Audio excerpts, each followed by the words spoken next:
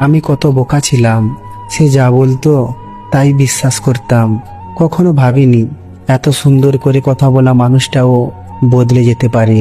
সে আমাকে এতটাই ভালোবাসতো, আমি তার মায়ে না পড়ে থাকতে পারিনি।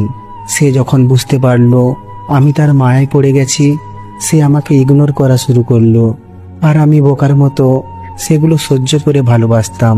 আমি জানতাম সে আমাকে ছেড়ে অন্য কাউকে ভালোবাসে, তারপরেও আমি তাকেই ভালোবাসতাম।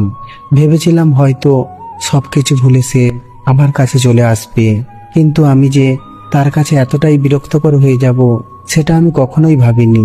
আমরা প্রতিদিন কথা বলতাম, আমরা এতটাই কথা বলতাম, কথা বলতে বলতে সারাটা রাত পার হয়ে যেত, তারপরেও আমাদের কথা শেষ হতো না। কিন্তু এখন দিনের পর দিন চলে যায়, 1 মিনিট কথা বলার সময় হয় না। আসলে কথা বলার অভ্যাস করাটা খুব খারাপ। সে আমাকে কথা বলার অভ্যাস করিয়ে দিয়ে এখন আমার সাথে আর কথা বলে না। সারা রাত আমি ঘুমাতে পারি না, ছটফট করি শুধু 1 মিনিট কথা বলার জন্য। সে আমাকে অবহেলা করে, অন্য কোথাও কথা বলে ব্যস্ত থাকে। আমি খারাপ থাকলেও তার কোনো যায় আসে না। আমি কান্না করলেও সে ভাবে আমি অভিনয় করি, কিন্তু সে হয়তো জানে না চোখের জল কখনো এমনি এমনি আসে না। যখন প্রিয় মানুষের কথাগুলো বুকে এসে লাগে তখন চোখের জল বের হয়।